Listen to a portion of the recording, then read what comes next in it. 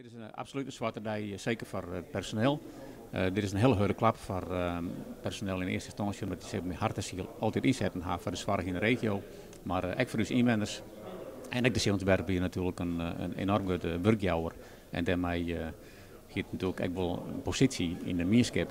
Zowel in de directe zin van de werkgelegenheid als in de indirecte zin met alle talleverende bedrijven. En hoe kunnen wij in de toekomst hier een zorgaanbod realiseren bij het mensen een beroepsformatie. En daarvoor gaan we nu een proces opstarten bij in de bevolking en ook stakeholders in Belutsenburg. Als een soort laatste der Mohikanen, wat is jouw gevoel bij dit alles?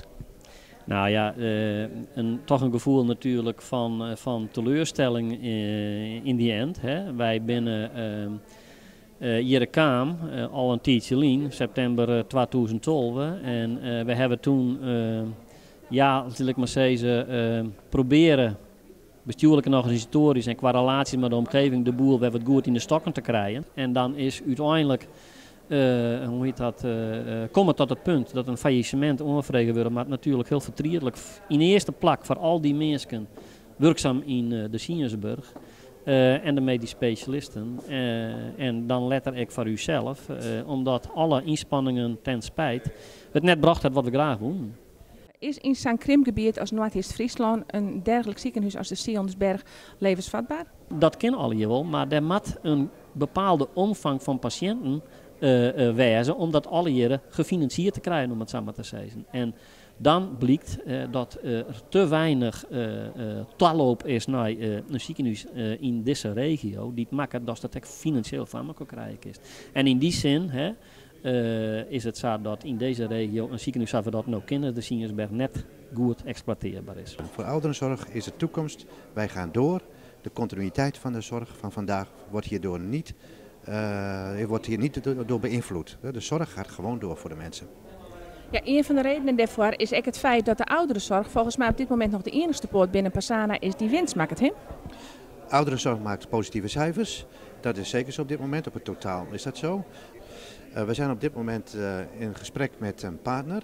En door de bestuur is vandaag ook toegelicht dat het heeft onze voorkeur om een partner te vinden in de ouderenzorg zelf. Want dat is in dezelfde branche. En dat is wat dat betreft nog interessanter dan een ziekenhuis. Ja, je steeds een serieuze overnemende partner. Als ik dan eens eventjes in de regio zie, dan zou ik het persoonlijk logisch vinden dat we dan praten over zorggroep Noorderbreedte. Ja, u gaat me nu uitdagen en namen noemen over partners in de regio hier. Daar ga ik even nu geen antwoord op geven. We hebben afgesproken dat we dat nu doen. Dat iedereen in deze onderzoeksfase goed zijn eigen werk kan doen. Dus zo gauw als daar definitief en meer uitsluitsel over is, dan zullen we dat heel snel bekendmaken. Ik denk dat we gewoon de poli, dat ze die, als het een beetje kennen, dat ze die wel bestaan laten maken. Want dat zou al een heel stuk schillen. Wat mij betreft hoeven er geen beiden te wezen. Dat zou wel mooi wezen, maar het blijkt dus dat dat net kan. Dus dan mag je ook wel realistisch wezen. Dat je zegt van, nou, we gaan in ieder geval hier wel eerste hulp en moeten er operaties of wat dan ook maar opnamen. Dat je dan zegt van, we gaan naar Drachten of we gaan naar Ljouwta. De Friesland zegt van, wij kopen geen zorg meer in de Zeeuwensberg. Dan kan je nog zo'n mooi investeringsplan hebben, dan ben je er nog niet.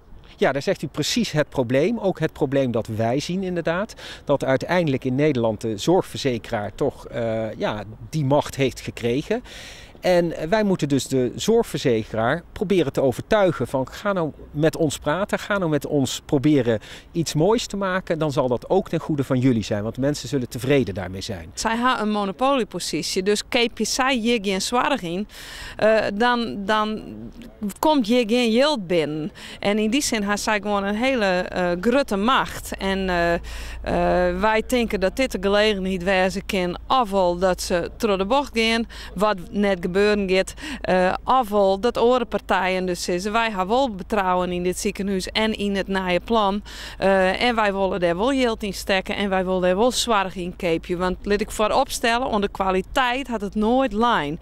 En nou al heel dal net, de inspectie had ik zijn, het is al je dik in orde. Het belangrijkste is dat wij eigenlijk de zorg proberen te leveren die nodig is. Dus zolang de deuren open zijn en mensen die zorg nodig hebben, staan wij daar klaar voor. Maar ja, je moet op een gegeven moment wel een gebouw hebben en als de deuren dicht gaan, kunnen wij die zorg niet meer leveren. Ja. Nou, ik vind wel dat er wat blijven, maar ja, dat is sowieso nodig hier in het noorden. Ik bedoel, wie wij je dan nog in verwoorden? Dan wij je relatief nog makkelijk, hè, wat betreft het ziekenhuis. Maar als je in Holwert, bovenop de klaai wijden, nou, dan is het gewoon noodzakelijk, of de eilanden, het is gewoon noodzakelijk dat je een ziekenhuis blijft. In ieder geval dat je de polykliniek nog is. Ik weet wel van een absurde situatie dat er geen mensen opname worden maaien meer. En dat de artsen hier dan maar 112 bellen moeten. Ja, dat haast het net voor mogelijk. Maar dat is kind te kennen. Het is wel zo dat het personeel en de medische staf het zijn. Als we nog wel of geen salaris krijgen op dit stuit, wij werken terug. Dus de polyklinieken binnen gewoon ingepenjoerd. Er moet ook brood op de plank komen inderdaad. Ik moet zeggen dat dat op dit moment niet mijn voornaamste zorg is. Ik wil de patiënten hier helpen. Ik wil een mooi plan maken zodat mensen toch in de toekomst duurzaam hier naartoe kunnen gaan. En ook een klein ziekenhuis kan bewijzen dat ze heel mooie zorg leveren. Als ik zie ik zelf kom als arts uit Midden-Nederland. Ik heb in hele grote ziekenhuizen gewerkt. Ook in kleinere ziekenhuizen. Ik moet zeggen het is een hele prettige populatie mensen waarmee je te maken krijgt. Mensen die inderdaad echt heel blij zijn met de zorg die je levert. Ja, dat stimuleert zo enorm. Dat is eigenlijk de basis van je werk, dat je plezierig met je mensen omgaat. En dat geeft ons enorm veel stimulans om hier wat neer te zetten. Want als wij hadden gedacht, ja, de mensen willen de zorg hier niet door ons geleverd hebben, dan zou ik hier niet staan.